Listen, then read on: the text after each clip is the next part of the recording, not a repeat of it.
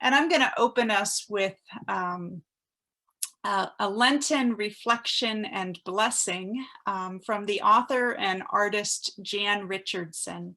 This is actually intended for Ash Wednesday. It is her blessing the dust. But I am finding, and I know from conversation that many of you are as well, that as we move into Lent this year, it is also reminding us that we are 1 year into this pandemic. And for many of our congregations, we are approaching the 1 year mark of online worship or disruption to our regular worshiping rhythm. And I continue as we move further into Lent to find this blessing both reassuring and encouraging as we journey through this season. So receive this blessing, the dust, from Jan Richardson. All those days you feel like dust, like dirt, as if all you have to do is turn your face toward the wind and you will be scattered to the four corners, or swept away by the smallest breath as insubstantial. Do you not know what the Holy One can do with dust? This is the day we freely say we are scorched. This is the hour we are marked by what has made it through the burning. This is the moment we ask for the blessing that lives within the ancient ashes, that makes its home inside the soil of this sacred earth. So let us be marked now, not for sorrow, and let us be marked not for shame. Let us be marked not for false humility or thinking that we are less than we are, but for claiming what God does with dust, within the dirt, within the stuff of which this world and our lives are made. And the stars that blaze in our bones and the galaxies that spiral inside this smudge we bear. Let us be marked. Amen. Well, we're going to talk tonight about some of the numbers. We've already touched on some of this in previous sessions, but we're going to talk about how we think about what we measure when we are gathering online, and how we think about how we have impact in virtual ministry, how we reach not just number of views or clicks or people scrolling by, but how we reach into people's lives and invite them to be a part of community through our computer screens and the web and all of the technology that we use to do so. So I've invited two folks to be with us tonight, Matt Modry. And Matt, I apologize, I never actually got your title. I know you are on staff at Ingomar United Methodist Church. So in a moment here, we'll have you maybe introduce yourself more formally. Apologies for that. And Tom Parkinson from DoTill United Methodist Church. Both congregations I know have put time into thinking about how we measure, what we measure, and why we measure, and how that translates into, or how we use the numbers to tell the story of ministry impact. So Matt, I'm going to invite you to start us off tonight with some reflections on what Ingomar has done and how that's impacted your online ministry. And then we'll have some time for some questions. Tom will share from his perspective. We'll do some more questions. And then at the end, Matt is going to share again with us on the topic of online giving and the platforms and options that are available there. So Matt, we're all yours. Thanks for being here. Okay, well, thank you. Yes, my name is Matt Modry, and my title at Ingomar is Data Administrator, because I work with our software of our church management system is my main role, working with that. But like many churches, when the pandemic hit, we didn't have an online, well, we didn't have any online worship established or anything like that. So we kind of got thrown into the mix, like I imagine many of you did. And what we ended up, after a bunch of conversations, some of the things that we ended up talking about in terms of tracking were, how are people getting engaged on Sunday mornings with our viewing our worship services? But also we looked into, how can we engage on social media and through our website and things like that.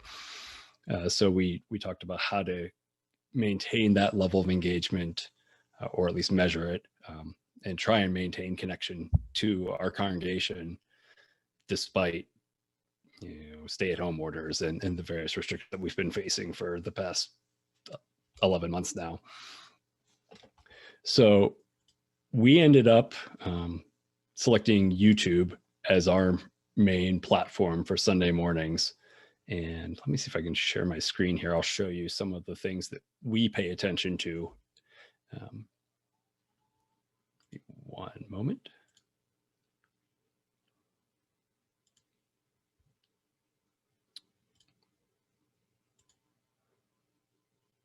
All right, is this popping up for everybody? Can we see that? All right, so this is Ingomar Church's YouTube channel, and I picked out, this was our 8:30 traditional service from yesterday morning. So right at when you select the analytics, it shows things like views and watch time.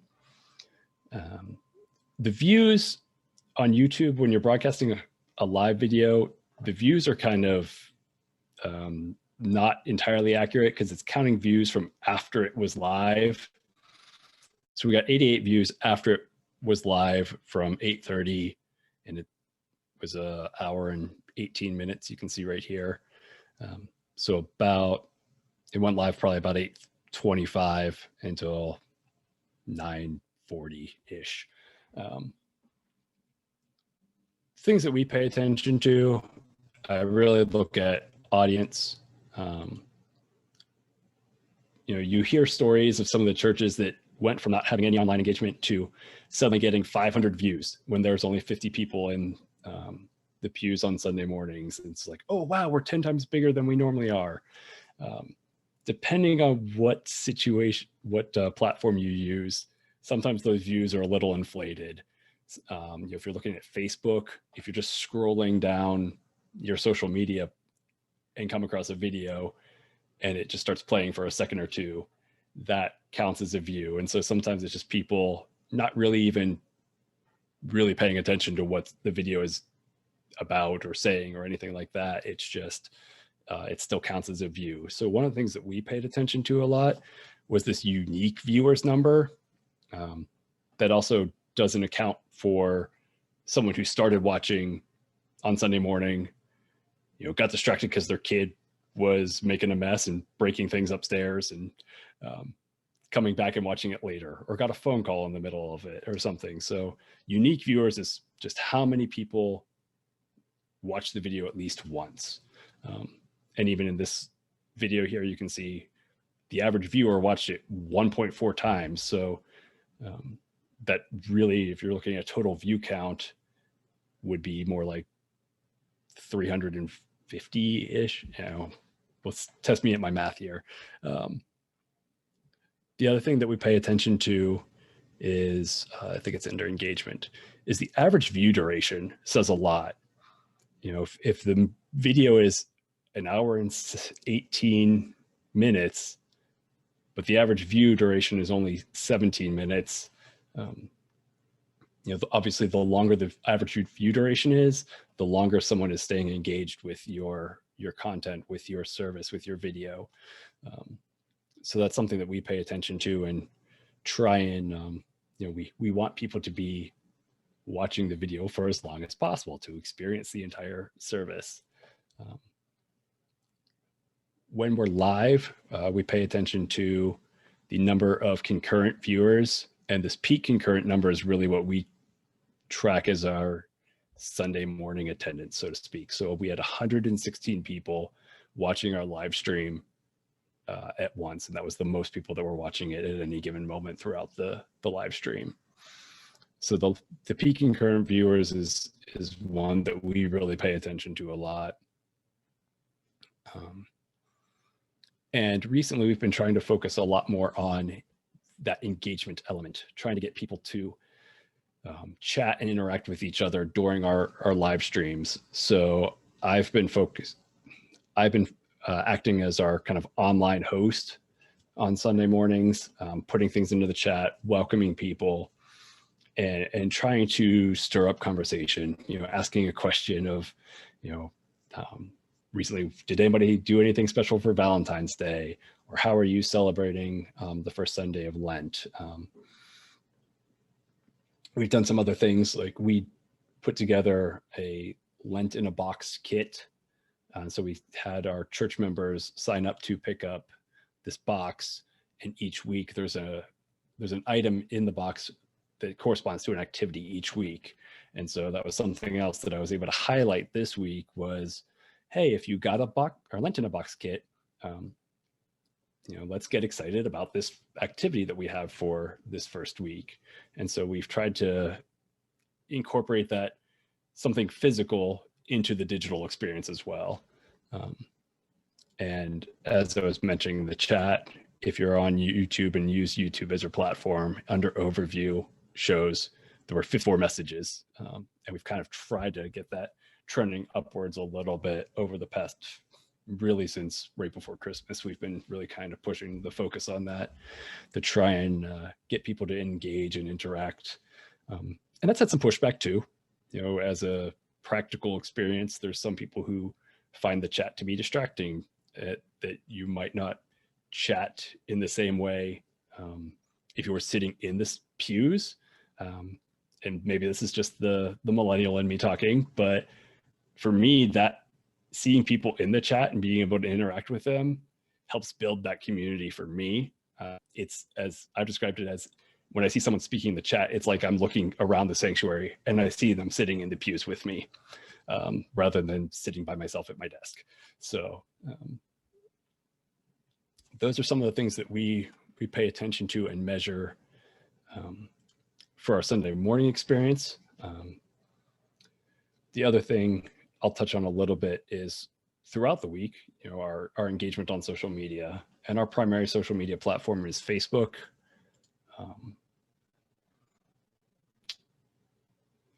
And I'm on the page insights, looking at our posts. So you can see, Amy, did this page show up okay? Okay. Yes, we can see it. It's pretty small on my screen, so I'm not able to read the text clearly, but it's visible. All right. I tried to blow it up a little bit, so hopefully this helps a bit. So these are some of the posts that we did, and I focused right before Christmas. If you look at dates on these, it's right before Christmas here. We had a lot of posts. Try to get a post once a day, every other couple of days. And some of them were, we only had a little bit of views. This column here with this kind of brownish color is views. And this color over here, this column, I think blue is likes, and red is, or the pinkish color is comments, shares, and other engagement. So we try to see, what's getting more views, and really the thing that we focus on is what is getting that engagement level. So we had a couple of things that were show us your, let me see if I can find it. We did tell us about your favorite holiday cookie or holiday treat. We pull this post, it'll come up here. So what's your favorite holiday cookie? Tell us about your favorite thing. And so that really just invites the people on social media to respond. So we had, and when people are responding to social media, it becomes more visible to other people. So it's that free advertising concept. So we had 205 people reached, 11 reactions and comments. And so we had a bunch of different people responding to what's your favorite cookie. We had people, one of our other posts was post a picture of your Christmas tree. And that one, I think that's this one, had 187 engagements or 187 engagements, 37 likes, clicks, shares. So the thing about the engagement is, like I said, it drives visibility, that if you have posts that do well in engagement and get more visibility, they're more likely to be seen by other people. Our most recent kind of big success story was our preschool registration opened up.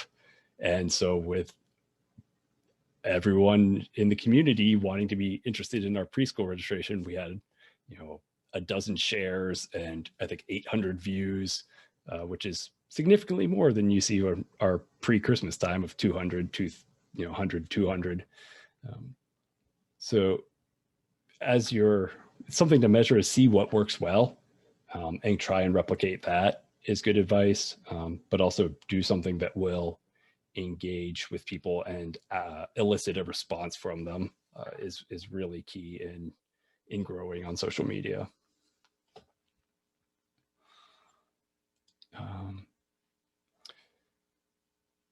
I think that kind of summarizes some of the basic points that we measure. If there's any questions, I'd be happy to answer any at this point. Might be easier if you stop sharing screen at this point, Matt. Yeah, one moment. There we go. And as always, you're welcome to put questions into the chat, but it's okay to just unmute and ask them too. Matt, we've got a question in the chat. Have you found that boosting your posts helps?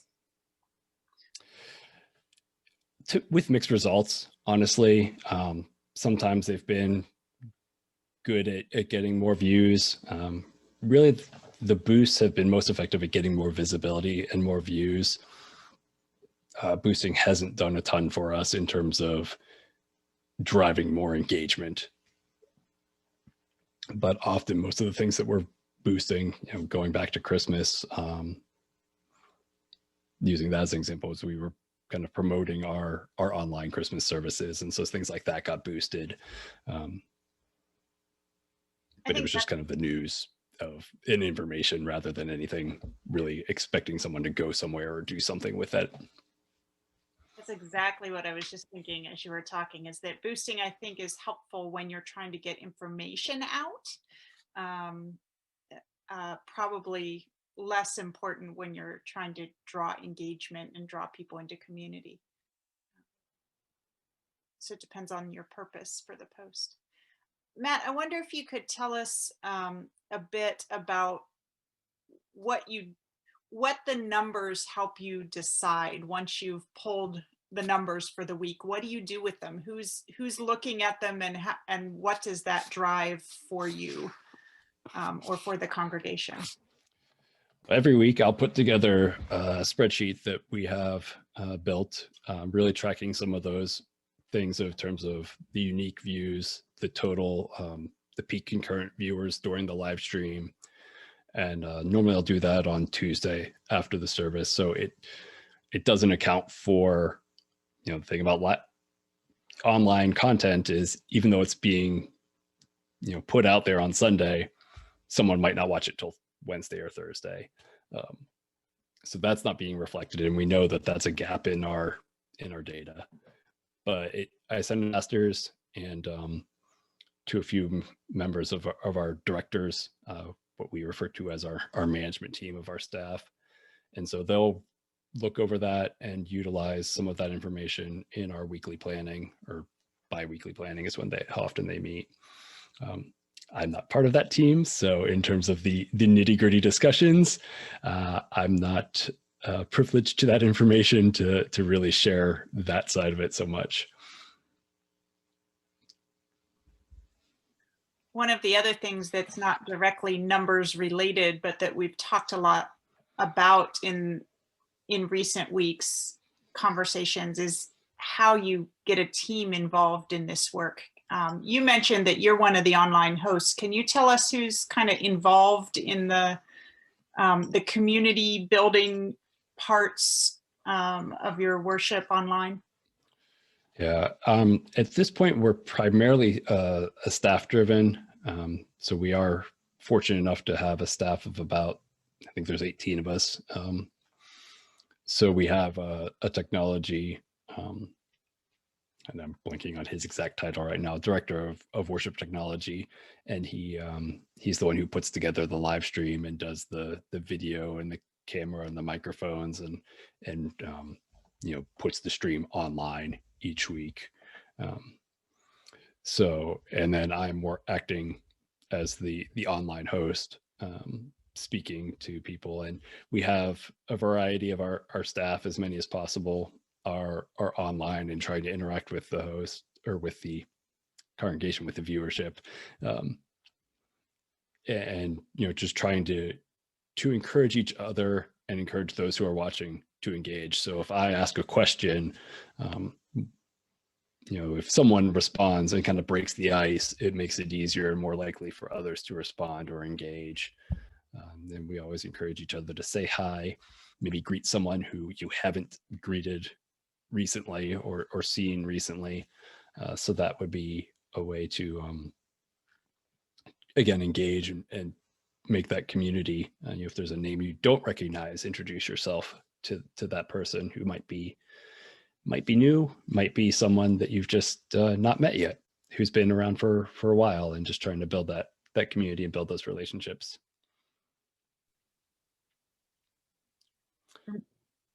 Yes.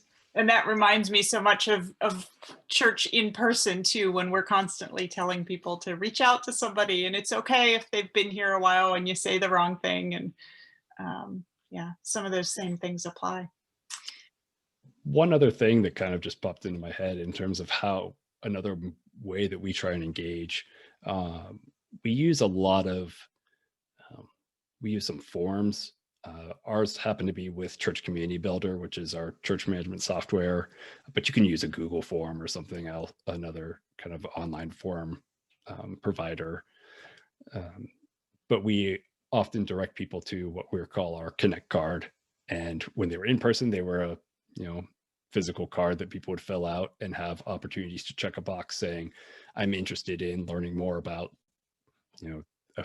listing a handful of ministries or taking these next steps. Like we've just launched some Zoom small groups for Lent. So we've got these 6-week small groups that we've launched, in a couple of weeks ago. It was sign up for that, or sign up to get the Lent in the box kits that I described earlier. And so that's these cards, we direct people to the form during worship. It's in the chat, it's in the description of the videos in YouTube. And so through that, we're able to say, you help keep people connected, get information to people who need it, allow for prayer concerns and comments to be written on the card, and then help people draw them in and allow them to engage in the ongoing ministries, even though they are mostly happening on Zoom or some online digital experience. That's really helpful too, that two-way engagement piece. A couple questions in the chat. Are you hosting online while worship is also happening in person? And where are you during the service? Are you out of sight? Are you in the live worship? Right now we are online only. We did go back to in-person for a little while, and then we closed back down right before Christmas, when there was that spike after Thanksgiving and into December, and we've still been just online only at this point. So I am sitting here in my basement game room. So now there are some of our staff are on site, those who are leading worship, and our pastors, our musicians, our praise team for our contemporary service.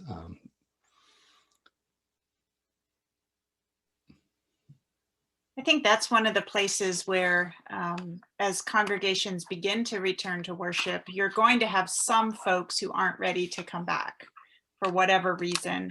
And the beauty of this is that they can be your folks who act as the kind of host that Matt's acting as, because they can do it from wherever they are.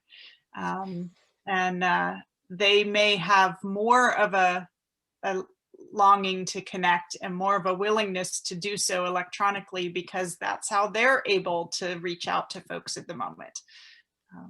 So I'm seeing the question of anything else besides YouTube and Facebook. We have Twitter and Instagram accounts. Our youth and children's ministry also have separate accounts for YouTube, Facebook, Instagram. The things that I particularly track and pay the most attention to are those two main ones of YouTube and Facebook being seem to have the biggest audiences for us, that's where the most people are and where most of our connections are coming from.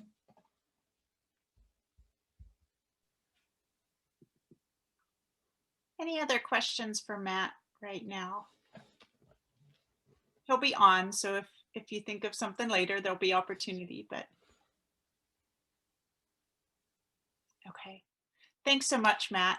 I'd like to ask Tom to come into the conversation now and continue the conversation about numbers with kind of moving it forward to, so what do we do with those? What stories are the numbers really telling?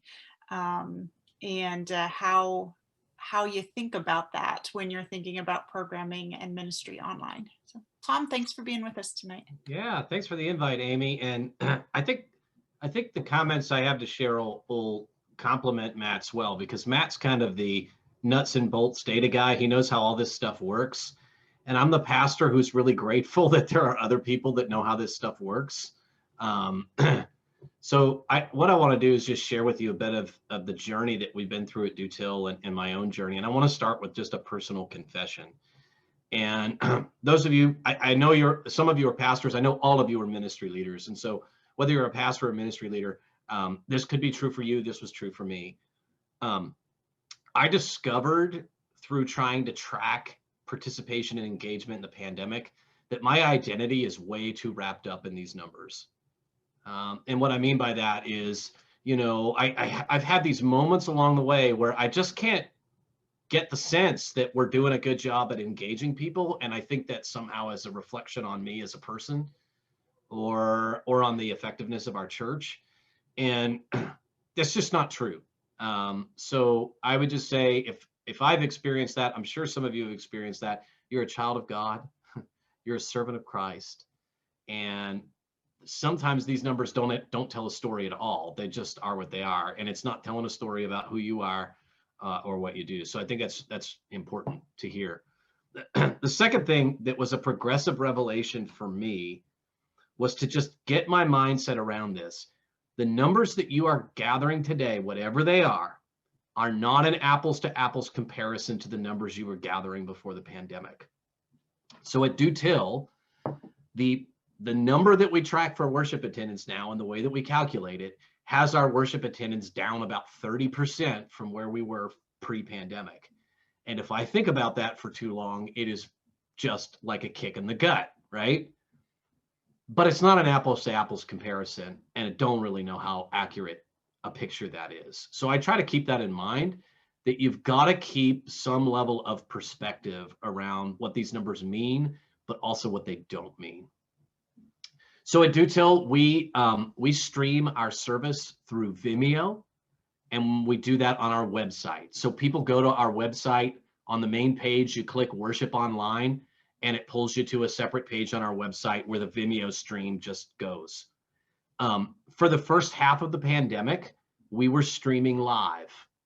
And so there was a team, it was myself, our associate pastor, and anyone who was involved in worship music, and then about 4 or 5 people on our tech team a week. And so we would show up at the sanctuary and we would broadcast the service live. And I will be honest, as a worship leader, I felt that was the best way to do it, to create a live experience for our people. What we found was that much as Matt explained with their YouTube channel, views isn't necessarily helpful to you in this, because people can view your service for a minute or for an hour, right? So that wasn't the thing. What we found was you need to find a way to get people to self-identify. So we created a sign-in form that sits right next to the video player, allows you to put in your name, allows you to put in basic contact info if you want, and allows you to say how many people are worshiping with you. Because what we found is our Vimeo stream has a view ticker, and it will tell you how many people is viewing at any one moment.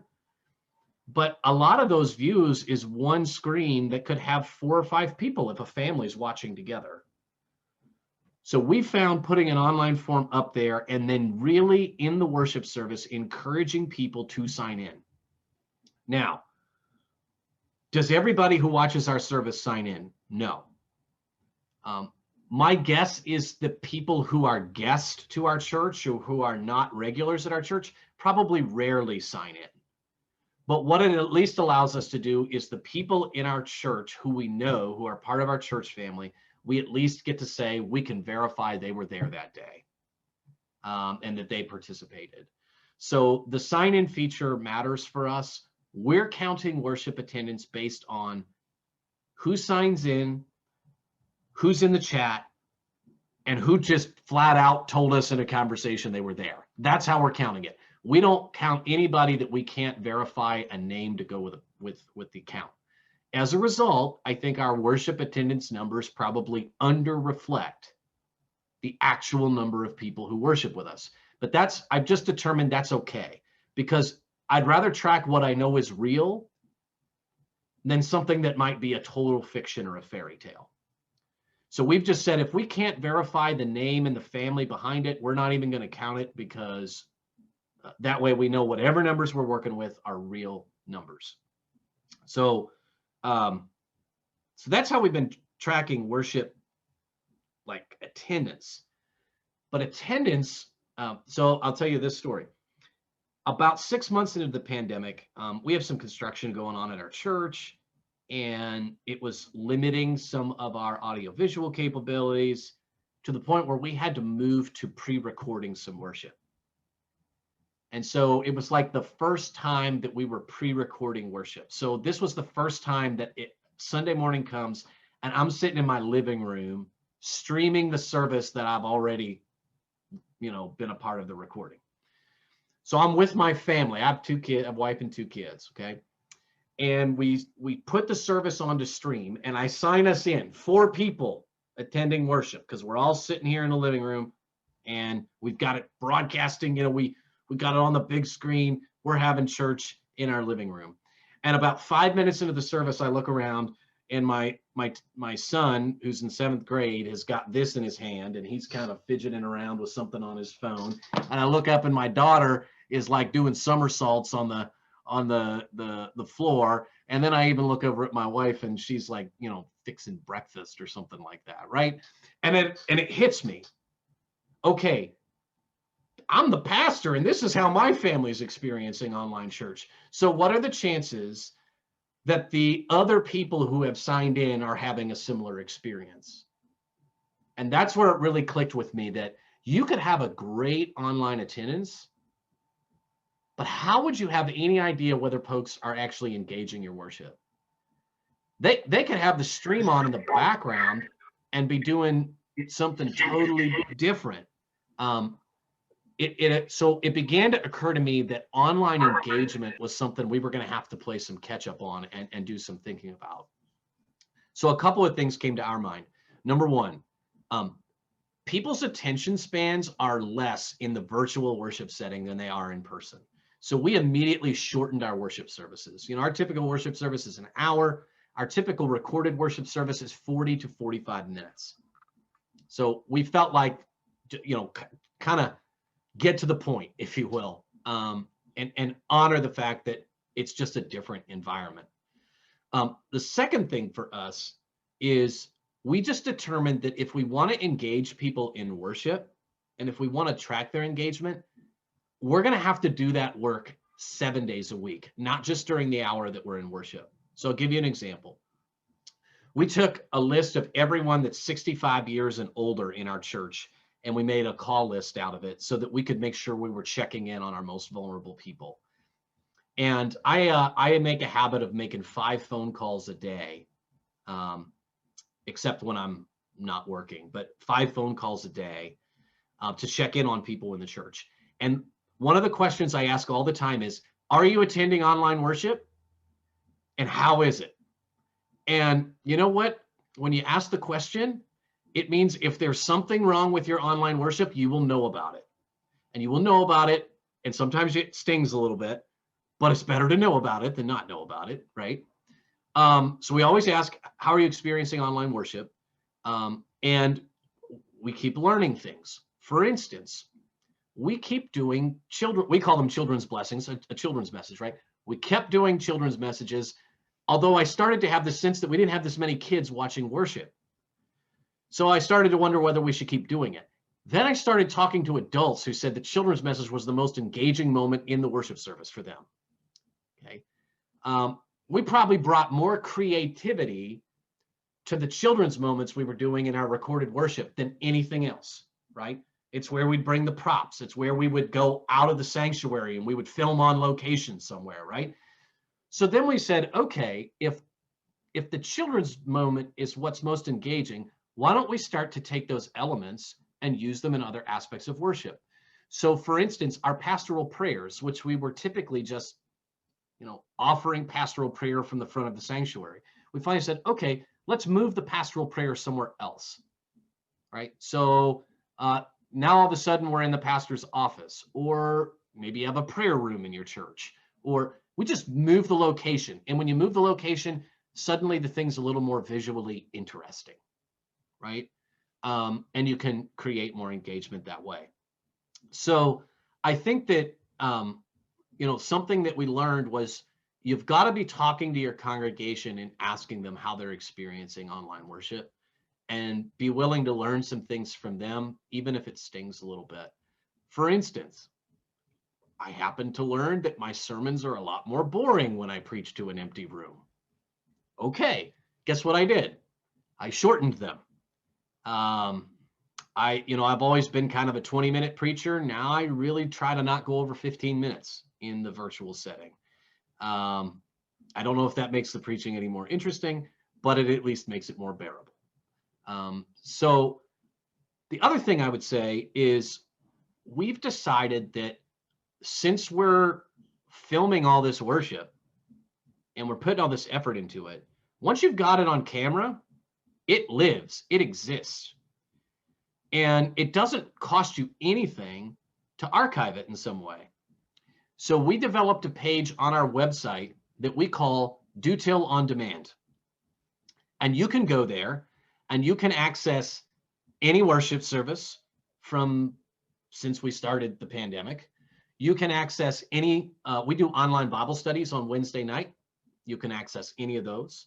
Our music ministry, so our choir director does Zoom rehearsals with our choir, which is quite a thing to behold. She records them and throws them up online. You want to be part of the choir and you missed practice, you can actually access that at DoTillOnDemand. So any video content our church creates, we throw it up on DoTillOnDemand. Do we get thousands of views of every video link we put up there? No. But do we get some people that go there through the week and access content? We didn't catch worship Sunday morning, so we check it out now. Or, boy, I missed Bible study 2 weeks ago. I'm going to go back and watch it. We do get people that do that. And so we feel like, hey, as long as we're going to work to create all this stuff, we might as well make it accessible to people. And who knows who's going to find what useful. So I encourage you, if you're creating online content, find a way to archive it somewhere and make it accessible to people. You never know who's going to be able to use it in what way. The other thing I will say about engagement, we can absolutely engage people in content absorption, right? Somebody can listen to a message or listen to a piece of music, right? We can engage them in that. The more challenging question is, how do we get people to engage with each other? Okay. So our online worship I mean, we do have a chat feature, but it's not used quite as strategically as Matt was talking about. Like people don't really use our chat feature that much. Our online worship is really kind of a spectator sport, for lack of a better word. What we see as really a good sign that we're engaging you is if we can get you to be part of one of our Zoom groups. So throughout the week, we have several different small groups and Bible studies that are meeting on Zoom. If you become part of a Zoom group, here's what I know. Our Zoom groups are not spectator sports. Every Zoom group we have is small group participation. So we feel like if we can get you into a Zoom, that's actually a higher level of engagement than getting you into the virtual sanctuary.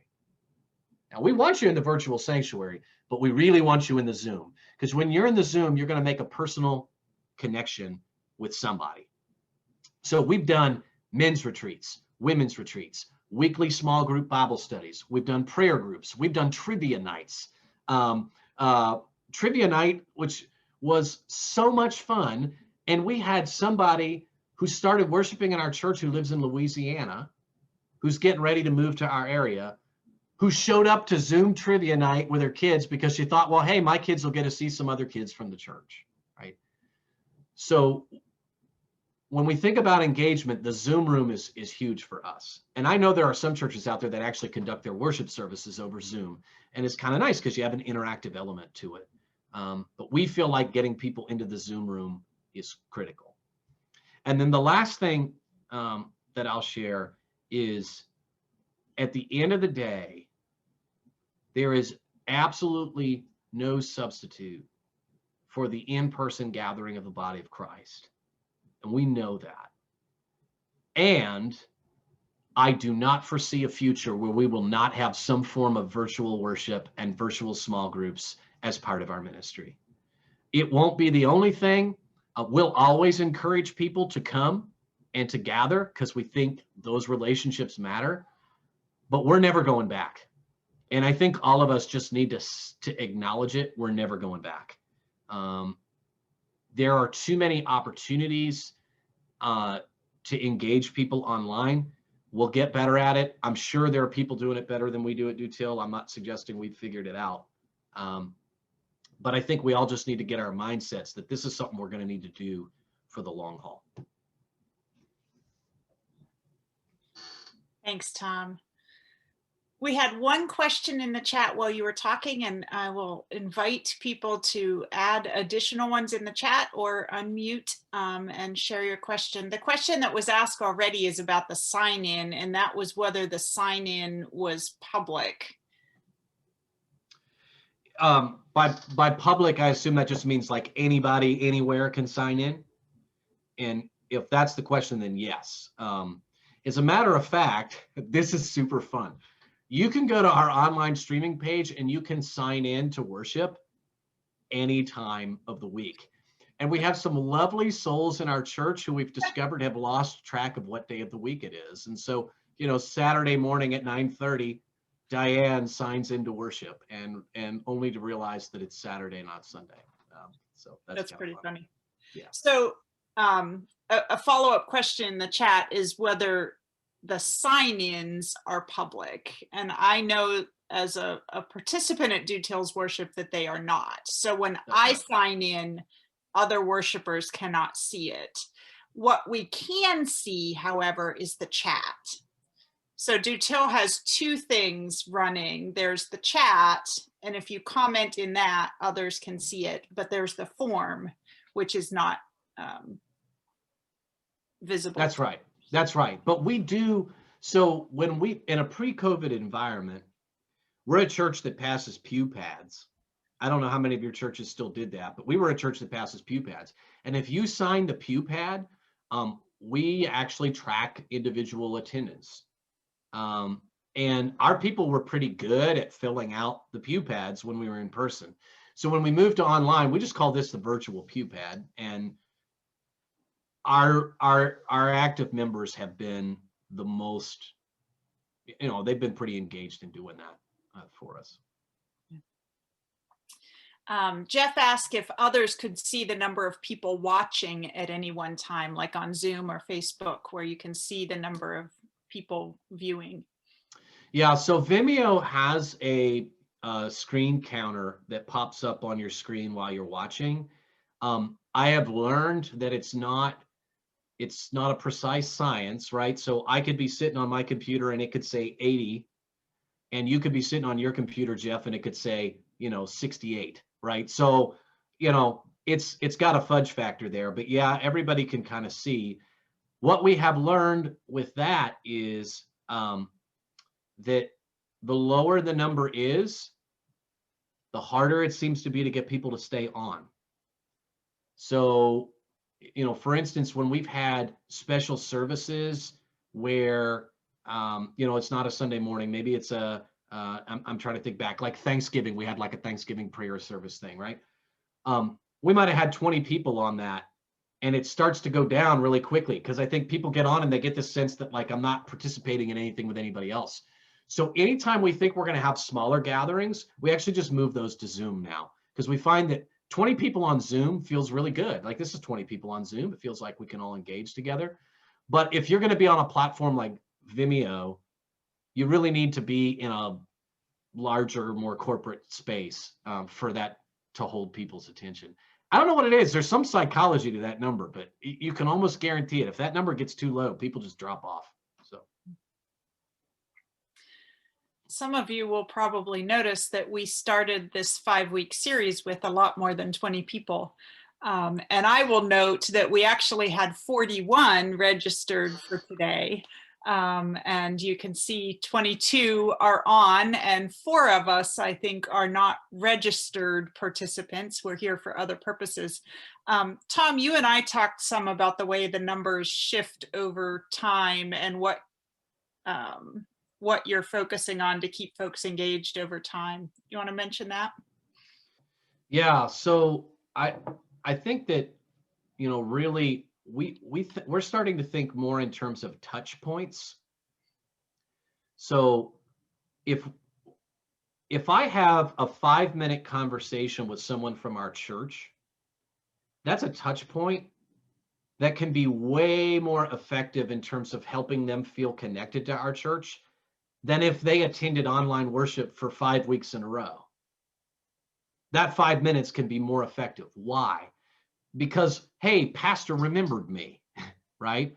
Or forget if it's pastor, somebody in the church remembered me and called me and thought about me. So we really think about touch points, and we think that it's not so much about duration, it's about showing a level of care.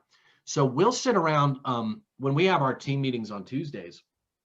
If somebody's name comes up, because somebody will say, boy, I haven't heard from Susie in a while. And the first question is, okay, can anybody verify that we've had a touch point with Susie?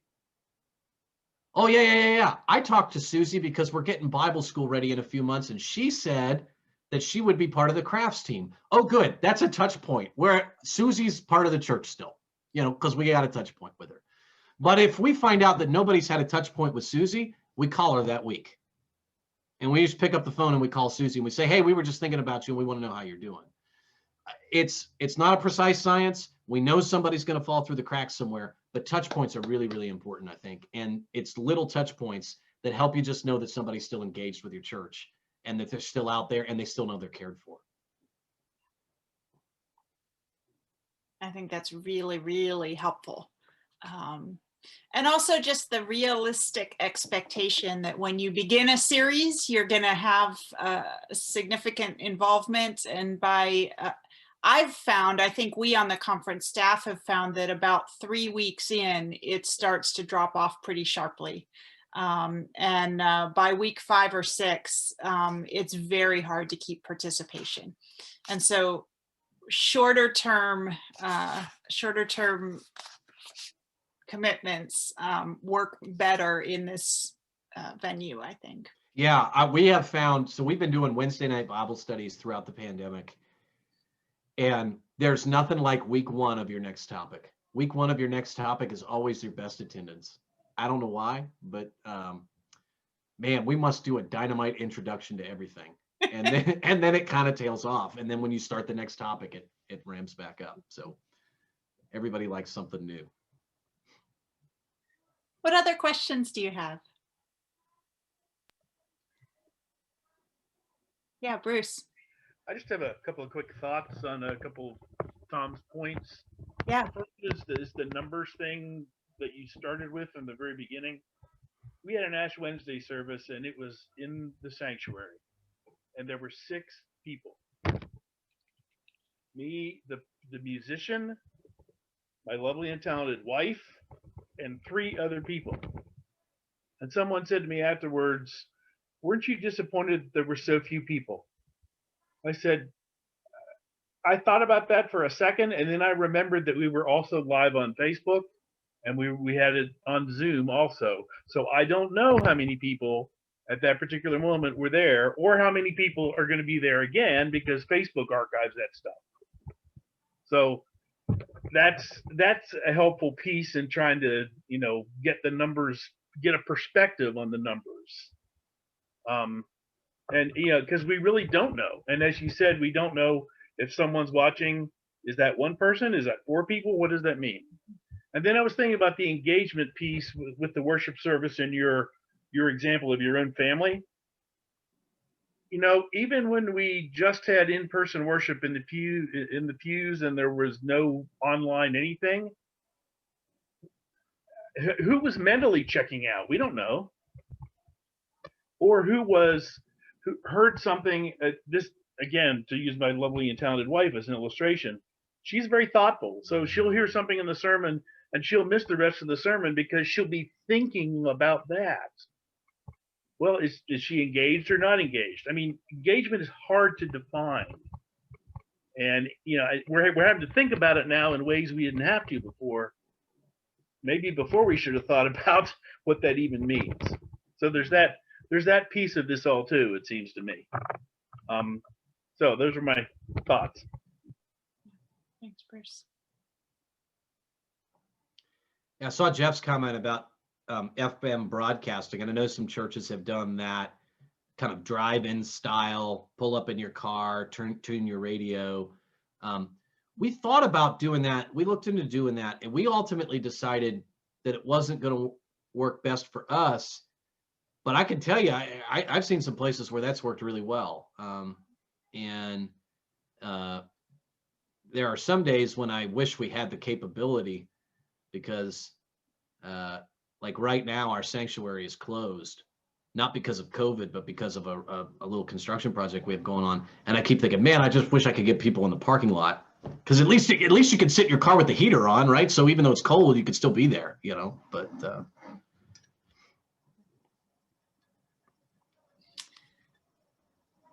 All right.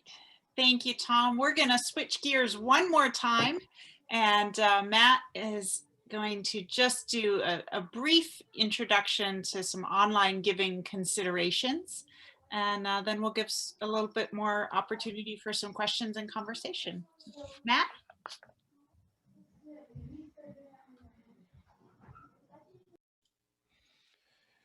All right, let me see here.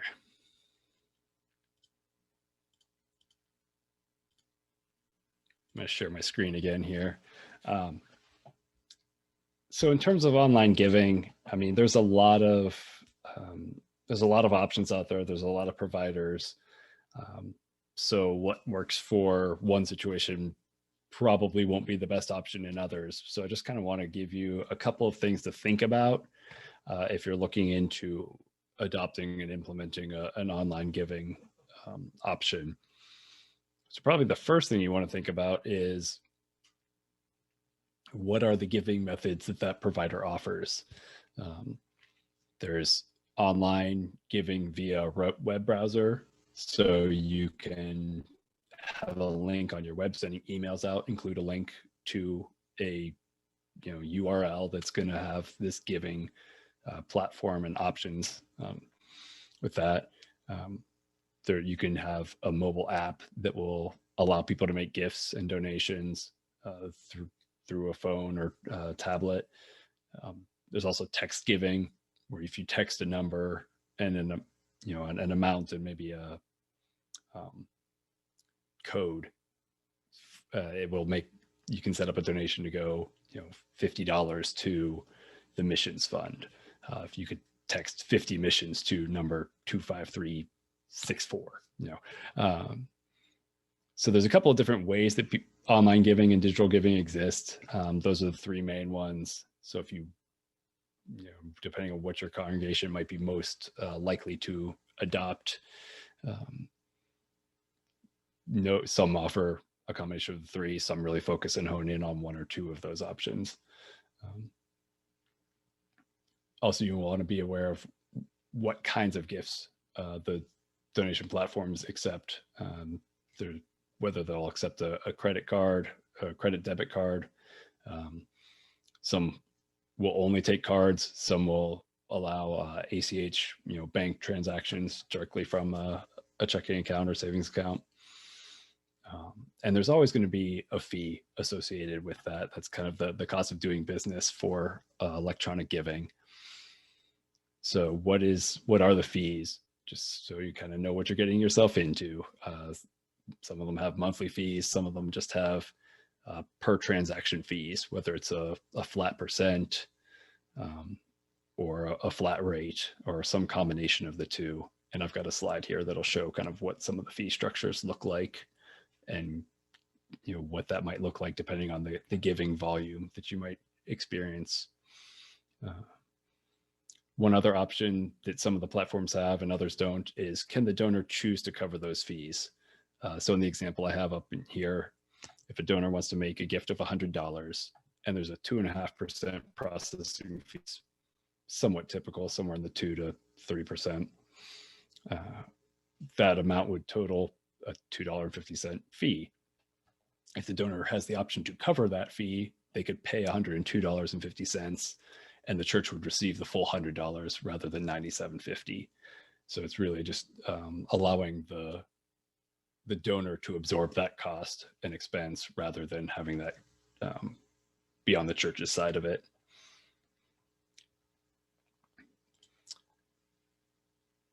Some other things to consider. What's the ease of use of the giving platform?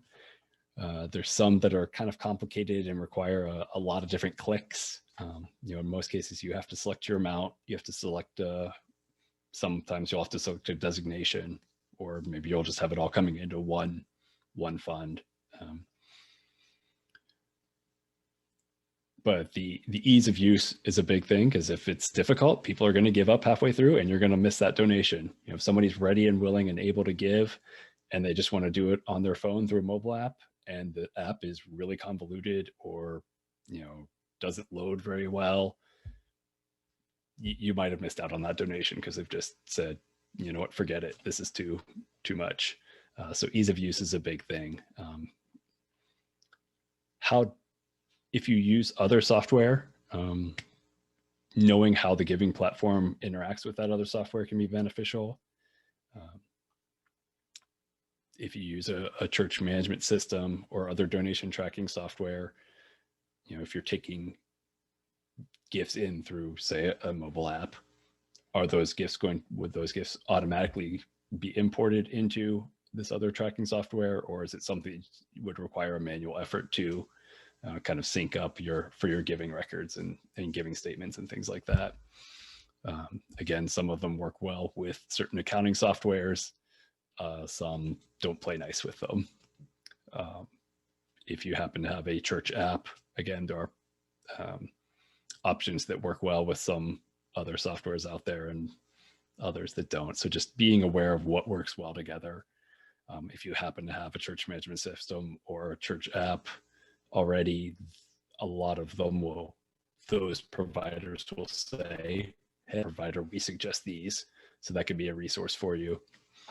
In Ingamar, just this is what we use. Not to say that this is a recommendation or what would work under your context, but just for what we are and what we do, we use Church Community Builder, which is our church management software.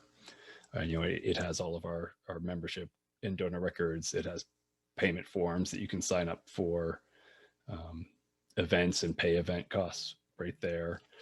So that's been really useful to us over the years. And it has an online giving platform as well that you can go right to the website and make a gift. And that comes right in and gets recorded under our giving records. You can also have, our accountant also will put in all of the manual gifts and the checks that we receive into this, so it's all in one place. We also use Vanco, which has our mobile app.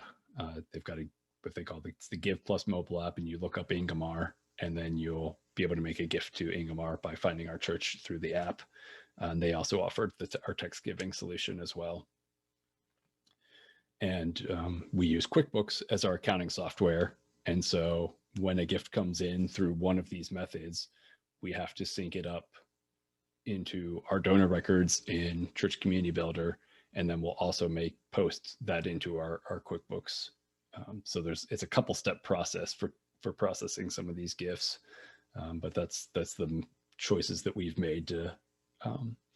There are some out there that integrate more smoothly, and if one gift comes in, it will automatically post to QuickBooks or automatically update into their donor software as well. So some of those do happen to be a little bit more expensive options. So depending on what your your budget will allow. Here's an example of a couple of different pricing structures. So I just these are a little bit dummied up, a little bit taken from a couple of providers' websites that I was able to find. But if you have option A, where card transactions have a 2.15% fee plus 30 cents for every transaction, and a flat 25 cent for every ACH transaction, but it's a higher monthly fee of $80 a month versus options B and C. Now C has, B has a higher rate for percentage, and also has a percentage fee on their ACHs, but it's a cheaper option in terms of a monthly fee. Oops, sorry. So if you have Church One here has 75 card transactions for $6,000 and 25 ACHs for $40,000, so a total of 100 transactions and $10,000. Here's kind of what it will end up being and costing. So in these, you'll have option A would end up costing you $237.75. Option C would be the $227.25, so that would be the cheaper option in scenario one. In option two, you have a little bit more gifts, a little bit more dollar volume, well, 5 times as much dollar volume actually. There you start seeing that power of the cheaper per transaction fee really makes up a difference in your end cost of fees for compared to the other two options. If you're considering a handful of options, one website that I found that could be useful is givingfees.com. It also gives a list of providers. So if you select church, if you go to givingfees.com, select church, and you'll get a screen like this where you can estimate the number of transactions and amounts that you'll have. And then it'll give you a summary of a handful of different options. And I think it lists 20 some options and shows the pricing structures and approximate annual cost that it would cost you for annual cost and monthly cost.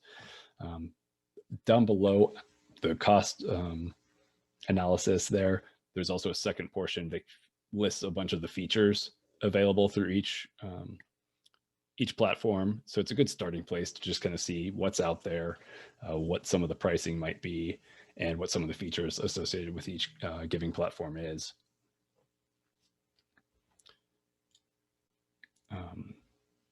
And something else I was going to think of.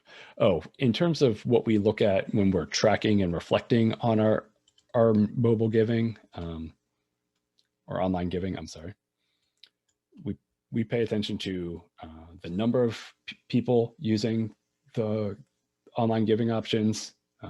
We look at the number of recurring transactions that are occurring, or someone sets up a gift to say, I want to give so many dollars a month on the first of the month. And so every time the first of the month comes around, we receive their gift. It's a great thing for people who are just consistent givers and just want to set that up. It's great we've got a handful of people that are snowbirds. So when they're in Florida right now, they can still be giving and contributing to the ministries of Ingemar Church. And then we also have been measuring the percentage of total gifts that we receive via online giving compared to our total income each month. And pre-pandemic, that was about 20 to 25%. I think recently that's been upwards of 40 to 45%. So we still get, the majority of our funds are still coming through people mailing in checks and whatnot. But it has certainly increased as people have had less access to our physical buildings to give a physical offering.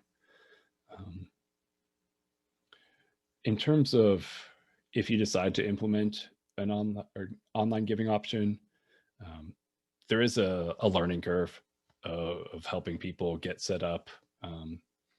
So I would recommend doing some educating yourself or any key staff or volunteers in terms of helping other people get on board.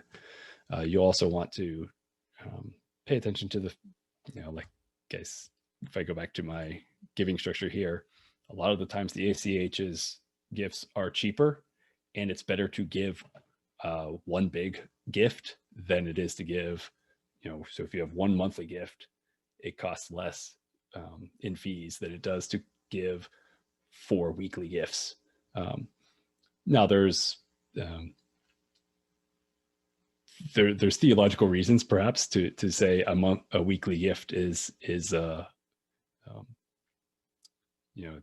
there's a case for that. There's also the case for a monthly gift and what that might be in terms of the end result of what's coming into your finances and your ability to use that. So just some things to consider and think about.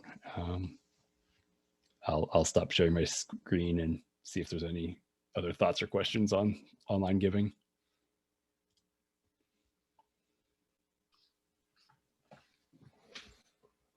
Thank you, Matt. I also put clear up at the beginning of the chat a website that I have referred folks to occasionally that just reviews a lot of the online giving options. So similar to the website that Matt shared, an overview of different options. Questions about online giving? I know this has been an area that folks have had questions about in the past.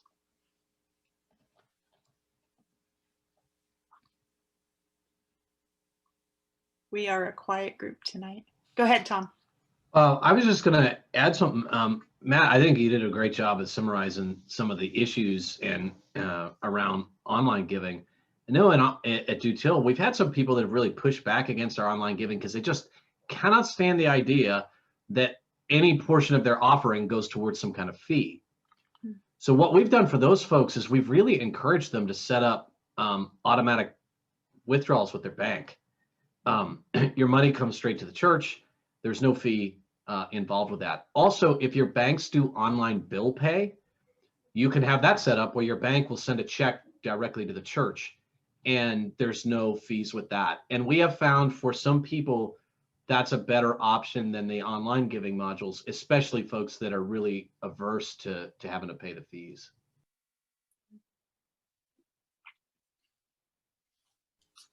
Yeah, we faced a little bit of that as well and have had some similar solutions with the banking modules that are offered.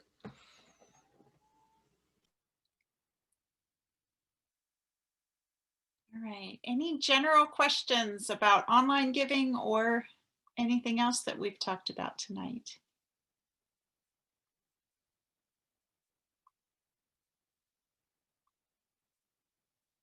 Well, this is our last scheduled of the 5-week series, scheduled Zoom.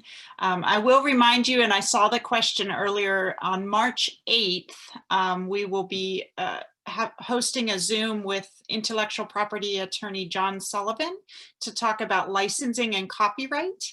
That is, the registration is not out for that yet. It will come out hopefully this week in an email to all of the churches as well as through conference news sources. So you can sign up for that. We'll be emailing the licensing and copyright guidebook directly to each church in the conference. So that will come through email. It will also be posted on the website, and you can access it there. We are grateful as a staff for the time we've had together. I hope it's been helpful just to begin to think about all of the different ways that we can use a new tool to continue to share the work of ministry and reach out to our communities and our congregations, to invite people into relationship and continue to expand our reach in ministry. Are there any final questions or comments? I'm going to invite Alice to close us in prayer in just a moment. Okay. Alice, would you,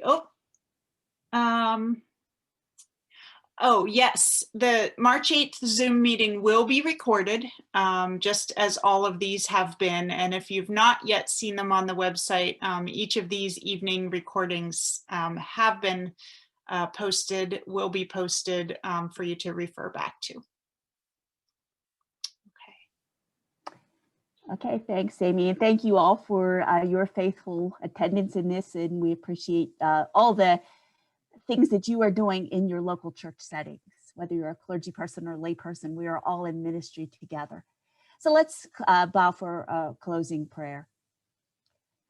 Almighty and gracious God, we do thank you and for this opportunity to connect with one another across our annual conference. It is good to see our brothers and sisters in Christ who are searching for new ways to reach out with the love of our Savior, Jesus Christ.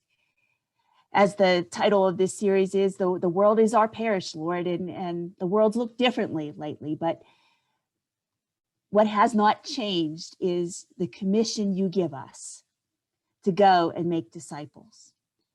And so, Lord, give us courage to use these new avenues to proclaim your word.